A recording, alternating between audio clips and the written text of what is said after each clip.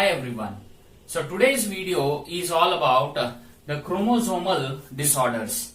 So in the previous video we had discussed about the disorders which are being associated with that of the genes, where we had discussed all about the phenylketonuria, sickle cell anemia, or the thalassemia, and even regarding the recessive gene present on that of the X chromosome, where we have two genetic disorders. One is called as the hemophilia and the other one is color blindness. So that is all about the gene disorders. So in this particular video we'll be discussing all about the chromosomal disorders. Now what actually are these chromosomal disorders? So these are the disorders which are caused due to presence or excess, due to the excess or the abnormal arrangement of one or more chromosome, which means if there is presence of an extra chromosome, or if there is presence of extra two chromosomes, or if there may be the absence of the chromosomes, so all this lead to the chromosomal disorders. And very important point for any competitive exam is that you have to remember, already I had mentioned while explaining the pedigree analysis, that pedigree analysis is being confined to that of the genetic disorder where recessive gene, or it may be a dominant gene which may be present on the autosome or on the X chromosome. So that gene disorder can be identified and its inheritance can be understood in that of the family tree. So their pedigree analysis is confined to that of the genes. Whereas the chromosomal disorders, if they are being seen, so these chromosomal disorders cannot be predicted by that of the using the pedigree analysis. And very important point is the chromosomal disorders are non-inheritable. Remember this one, very important point. Why? Because gene disorders are being inherited, whereas chromosomal disorders are not being inherited from one generation to the next generation, except some rare cases. Now, why these chromosomal disorders occurs? Why a cell or a gamete has an extra chromosome? What may be the reason? So, the reason for all this chromosomal disorder is either it will be aneuploidy condition or it may be the polyploidy condition. So let us discuss first what actually is meant by aneuploidy. Aneuploidy is the failure of the segregation of the chromatids during the cell division, which results in the gain or loss of the chromosome. So here you need to focus is all about the failure of segregation of the chromatids, which occurs during the cell division. So when the segregation of the chromatids does not take place equally, then there may be the increase or decrease of the chromosomes in that of a cell. So thereby what happens, there may be increase in the number of chromosome, or there may be the decrease in the number of the chromosome in a cell or in a gamete. Now this gamete which has an extra or less of the chromosome, when it fuses with that of another gamete, so there is a possibility that a child will have, or the progeny will exhibit the chromosomal disorder. Now here one important thing is the segregation of the chromatids generally occurs during that of the anaphase. So you know that where you have studied the cell cycle and cell division. So in the cell division, the chromosomes align at the center or on the equatorial plate during the metaphase, and thereafter there is a formation of the spindle fibers. So these spindle fibers attach to the centromere of that of the chromosomes, and they segregate the chromatids, and the chromatids segregate independently and move towards the opposite poles. So in that segregation, if one of the chromatid, if it has been tightly bound to that of the centromere, and if there is a failure of that segregation or separation of the chromatid, so that extra chromatid will enter into one particular cell. Now this cell, the above, so this forms one gamete, so there will be a loss of the chromosome,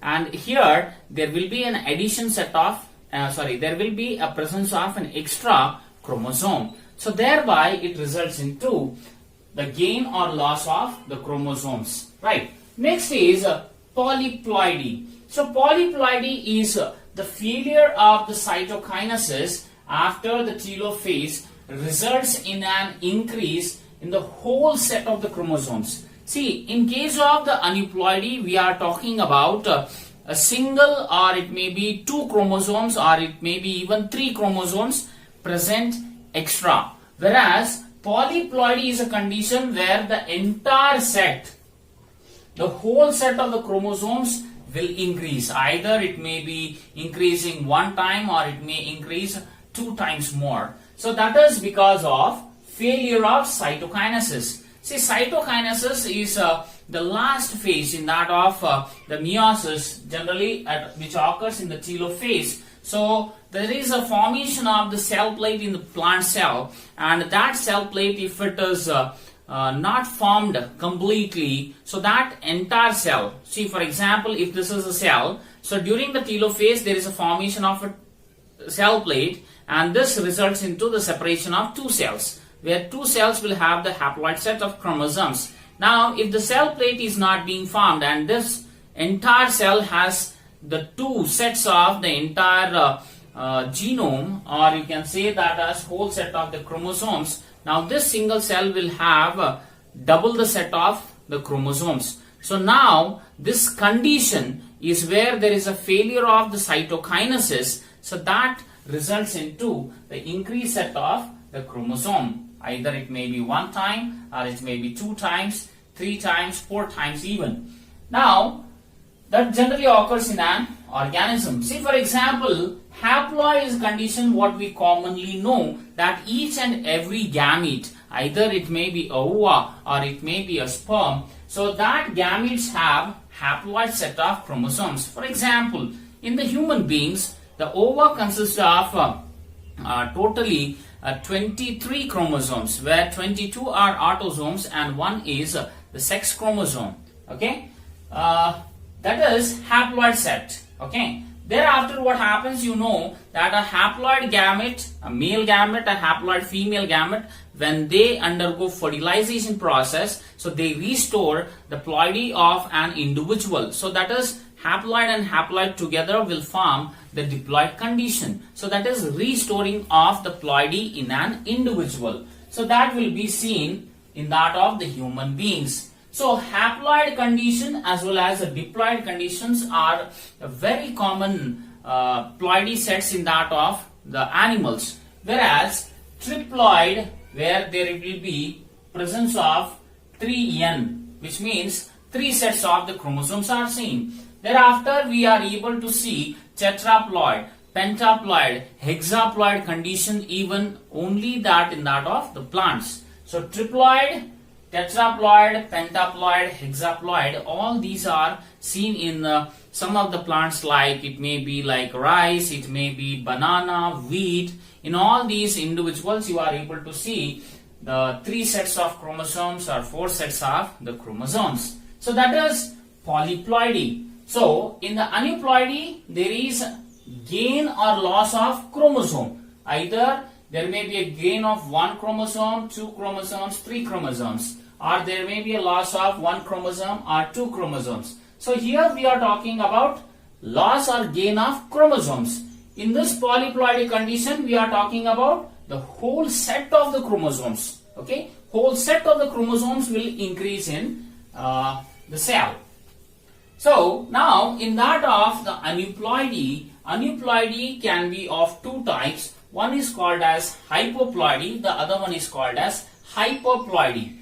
Hypoploidy is where generally there is a loss of the chromosome, and hyperploidy is a condition where there is a gain of the chromosome. So here for hypoploidy we have an example that is called as Turner's syndrome. So Turner syndrome, generally we know that the female will have the normal set of the autosomes, that is 44, and the female will have only one sex chromosome and the other sex chromosome is absent. So there is loss of one chromosome. So thereby we can quote this example in that of hypoploidy. And next we have is hyperploidy, where there is increase or gain in the number of chromosomes. So it may be the Down syndrome or it can be even the Klinefelter syndrome. So generally in that of the Down syndrome, we'll discuss in detail, there is presence of an extra chromosome in that of the autosome 21. And in the Klinefelter, there is presence of an additional X chromosome. So there is extra. So that is why we call it as hyperploidy. And generally, aneuploidy is being explained, okay, by a word, that is a suffix which is generally used. So that is called as somic. So either the conditions may be monosomic, which we generally have a 2n-1 condition, or it may be nullisomic. It is a 2n-2 condition. So 2n-2 condition generally, that is the entire set 2n is diploid. -2 means -2 means there is no the sex chromosome involved in it. So as there is no sex chromosome or the genetic material present in that nullisomic condition, so probably that gamete is not being involved in that of the fertilization. So nullisomic condition is also being said. Apart from that, we have trisomic condition, we have tetrasomic. So trisomic is where 2n plus 1 and tetrasomic is 2n plus 2. So all those are the zomic, nothing but explaining all about the aneuploidy. Monosomic 2n-1, nullisomic 2n-2. So here 2n refers to the diploid condition. And trisomic 2n plus 1 and tetrasomic is 2n plus 2. So all that explains about the aneuploidy. So this is all about the aneuploidy and polyploidy conditions. Now let us go in details of the abnormalities which are being associated with the autosomes. So among them there are various of the examples, okay, where we have commonly one is the Down syndrome, thereafter we have Edwards syndrome, we have Patau syndrome, we have Cry-Du-Chat syndrome.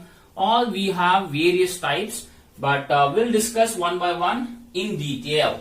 The first one we have is the Down syndrome. So Down syndrome was being discovered by Langdon Down in the year 1866, and this Down syndrome is also referred to as a mongoloid idiocy, or it is also called as 21st trisomy. So why it has been regarded as 21st trisomy? Now here you see tri means 3, somi or zoma means body. So at the 21st chromosome, so generally there are presence of 2 chromosomes, right? But on the 21st chromosome there is presence of an extra chromosome. So total resulting into 3 chromosomes on the 21st pair of the chromosome. So thereby it is called as 21st trisomy. Now here both the chromosomes of 21st pair pass into the single egg due to, that is the main reason is due to the non-disjunction of the chromosomes during the oogenesis, and thereby the egg has 24 chromosomes. So usually, as I said earlier also, that the egg usually has 22 autosomes and 1 X chromosome, right? But here, as both the chromosomes of the 21st pair are being moving into a single egg, so there is presence of an extra autosome. So thereby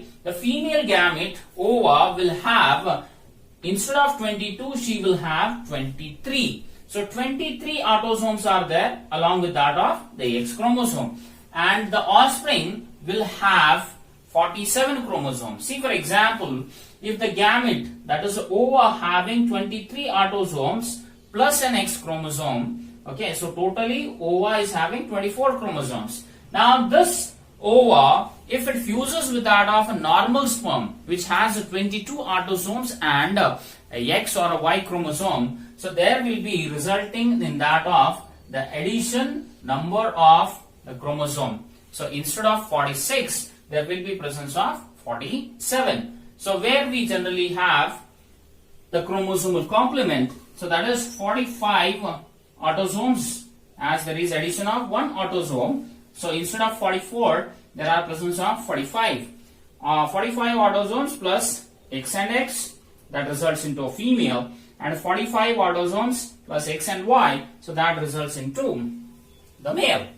Now, this very important point here for any competitive exam, that is a concept which is there behind that of the Down syndrome, is this Down syndrome occurs due to the non-disjunction, okay, of the chromosomes, which is very common in that of the female rather than that of the males. Now, why the females are having this particular problem? Why the non-disjunction of the chromosomes occur more in that of the females rather than that of the males is because generally you know that in the oogenesis process, okay, in the oogenesis process, the oogenesis occurs before the birth of the girl child.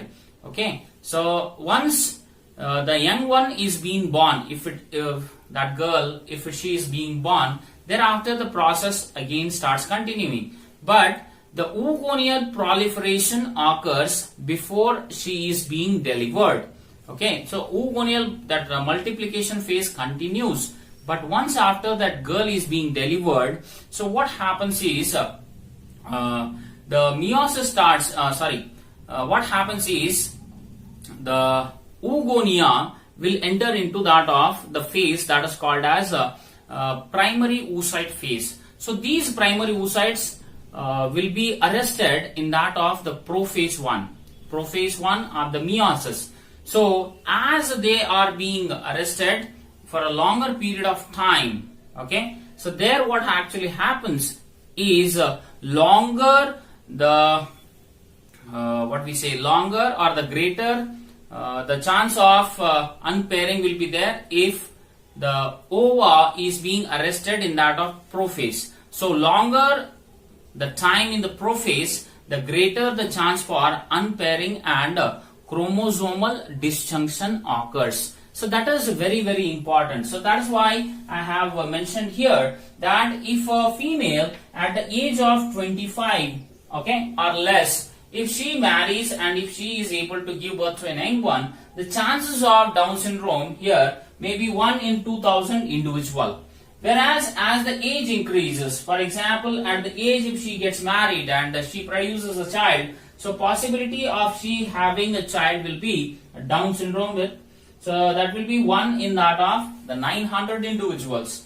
At the age of 40, if she marries, then the chances of she having the Down syndrome will be 1 in 100, and if it is 45 age, then the chances is 1 in 40 children will have the Down syndrome. So as the aging occurs, the prolonging of the meiosis or the oogenesis process takes place, thereby the chances of the unpairing of the chromosomes or the disjunctioning of the chromosomes occurs higher, right? So that is a very important reason why the non-disjunction will be more common in that of the females, and that is mainly due to that of the aging. As the aging occurs, so prolonging the process of oogenesis, then the chances of the children being born to them will be with that of the higher risk. Now next is the symptoms. So what are the symptoms for the Down syndrome? So the individuals born with that of the Down syndrome will have a round face, a protruding tongue, always the tongue will be hanging outside, and a short neck and small stubby fingers which are very tiny and they are little thicker, and a permanently opened mouth. So always the mouth is being kept open and the tongue is being freely hanging outside, and a broad palm is there, furrowed tongue, so where a furrow will be there in that of the tongue, and intelligent quotient is very low. Thereafter, epicanthus fold of skin. So this particular portion of the individual, so that will be having an extra growth of the tissue. So that epicanthus fold of the skin. So this is a very peculiar character of that of the Down syndrome. And individuals will have a defective heart, and these children, either it may be a male or female, so they have undeveloped gonads. Either it may be the testes in the males and ovaries in the females, and genitalia also are being poorly developed. And it is being said that the females generally who have the Down syndrome, the children, those are girls who are having the Down syndrome, so they are having the capability, that is 50% of these individuals can marry. They are fertile individuals. So that is being seen in that of the Down syndrome. Okay, so females are fertile, 50%. Females are fertile. Okay, so it is on an average, it is being said that 50% of the female who are having the Down syndrome, so they are said to be fertile. Okay, and thereafter we have after the Down syndrome, we have the next one that is called as Edwards syndrome, which is commonly called as 18th trisomy. So Down syndrome discovered by Down, 21st trisomy, so 3 chromosomes are present on 21st. Here in the Edwards syndrome, it is said to be 18th trisomy, means presence of an extra chromosome on the 18th pair. Now this was being discovered by Edward in that of the year 1960, and here it is also very same that it is also being seen more often in that of the females than that of the males. And here you can see the difference, that the frequency of the female or the child having Down syndrome is 1 in 2000 at age 25. Here the frequency of the children having Edwards syndrome is 1 in 8,000 live births. If the young one is being born, then there is a chances of 1 in 8,000 individuals. Now in that of the Edwards syndrome, what kind of symptoms are there? So first symptom is the fingers are tightly clenched, means the fingers are never kept open. They are not like completely open, but they are having a clenched fist, and mentally retarded. So either it may be Down syndrome or it may be Edwards syndrome. Both the children are mentally retarded, and if the individual is born with that of the Edwards syndrome, so that generally dies within 6 months after the birth. So that is very critical condition seen in that of the Edwards syndrome. And apart from that, small jaws are there, deformed ears are being slanting, small pelvis. So all those are being the commonest symptoms which are being seen where the children are being having the Edwards syndrome. And the last one here we have is the Cry-Do-Chat syndrome, which is commonly called as a cat-cry syndrome. So this particular Cry-Do-Chat syndrome was being described by Lejeune in the year 1963 in France. So what actually happens? What is the reason why the individual will have or suffer from the Cry-Do-Chat syndrome? Is because generally in that of the autosomes, as I said, we have totally 23 pairs of the chromosomes, of which 22 pairs are autosome and 1 pair is the sex chromosome. Now, in the 5th pair of the chromosomes, we have one larger chromosome, the other one is the shorter chromosome. So, there is the deletion of the half a part of the short arm of the chromosome number 5. So when the deletion of the chromosome takes place, okay, there is that particular gene, segment of the chromosome when it is being lost. So there is the loss of the genes which are being controlling the characters in an individual. So when there is a loss of that fragment of the chromosome, the genes are being lost. So thereby the individual will have the cat-cry syndrome or Cry-Do-Chat syndrome. Now, what are the symptoms associated with cat-cry syndrome? Are the first one is the individuals will have a small head and the distance between the two eyes. So they have, it is more. So they have a widely spaced eyes, and apart from that, they have a common character, that is they cry like a kitten, and they have a moon-like face, or somewhat like a circular face is being seen, and receding chin is being receding, and generally they have a weak heart, or you can say they have a congenital heart problems. By birth itself, the heart is deformed. So that is the symptoms which are associated with the cry-do-chat syndrome or cat-cry syndrome. So these are some of the autosomal abnormalities where generally you see Down syndrome and Edwards syndrome is the syndrome where there is presence of one extra autosome.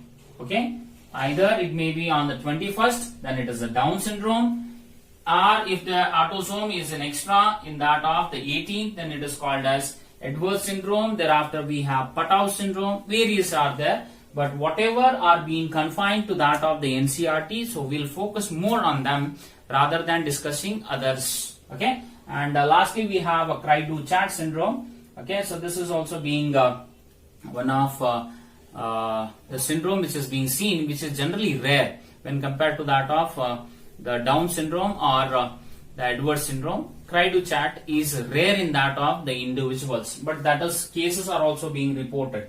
So this is all the video all about the autosomal abnormalities which are being caused due to either gain or loss in that of the chromosomes.